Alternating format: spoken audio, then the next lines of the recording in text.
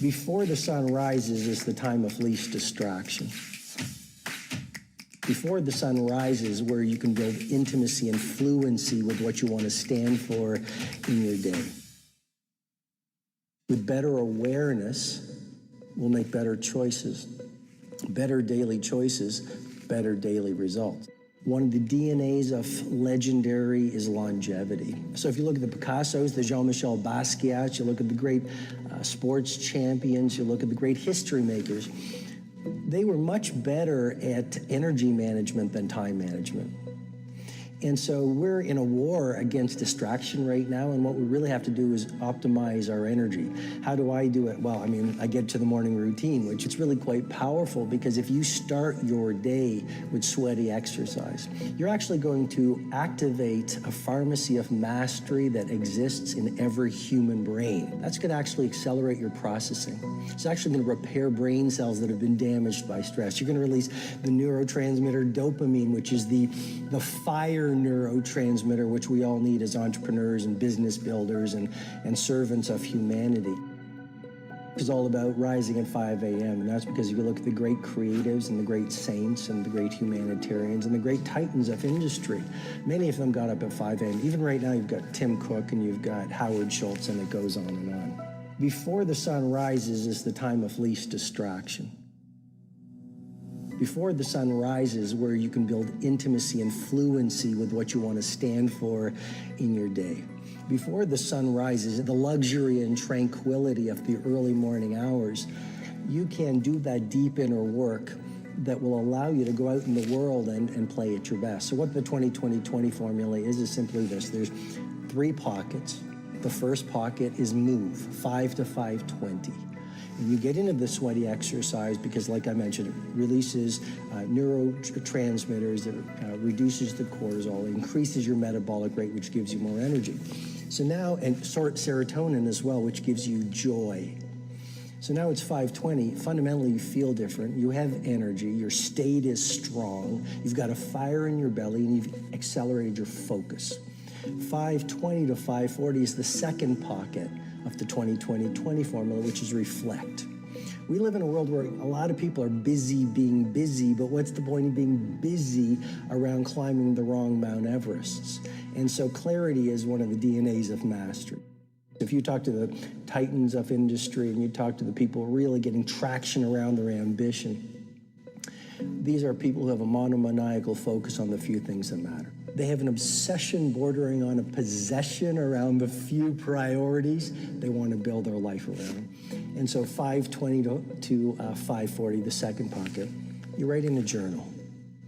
You meditate. You visualize. You do what I call in the book a blueprint for a beautiful day. Or you just sit in solitude and you think and you ponder and you reflect. And then the final pocket is 5:40 to 6 o'clock, and this is the victory hour. The final pocket is grow. But if you look at the greatest billionaires, I've coached many billionaires over the past 20 years. If you look at the greatest producers on the planet, these people have one thing in common. They are ridiculously curious. And no matter how much money they make and no matter how much impact they have, they maintain a white belt mentality. One of the keys to epic performance is a relentless commitment to daily growth. So that's the 20-20-20 formula that the 5 a.m. method is built around. And the premise is basically this: as you begin your day, so you handcraft the rest of your day.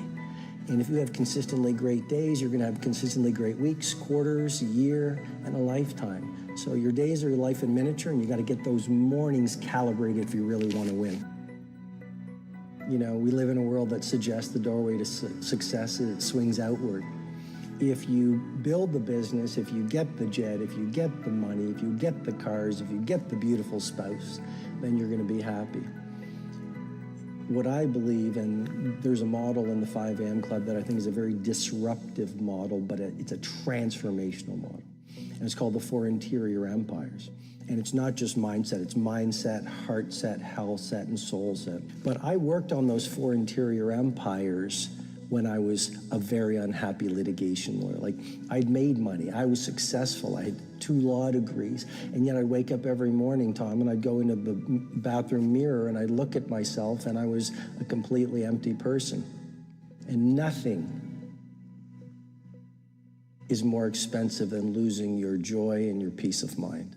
And so what I did was I started working on myself. You know, I worked on my mindset and I read all the books and I went to the courses, but that's only your psychology. And I think that's one of the missing links in our field, which is everyone's talking about mindset. But mindset is just your belief system. It's just your psychology. It's very important, but that's 25% of the personal mastery equation.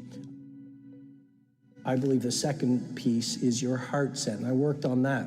Purifying your heart, that's your emotionality, not just your psychology. You're never gonna make history dominate your domain and handcraft a world-class life if you've got a great psychology, but you're carrying the pain and sadness, disappointment and trauma of the past.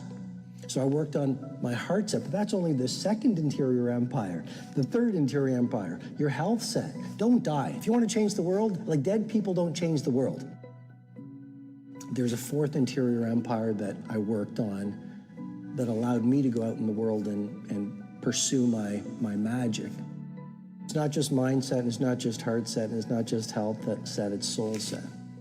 And soul set has nothing to do with religion. Soul set is about working on your character so you re-access your nobility and your bravery and your authenticity and your decency, and you find a cause that's larger than your life. So when you go out in the world every single morning, people might ridicule you because every genius is ridiculed before they're revered. People might throw stones at you, but you use them to build monuments of mastery.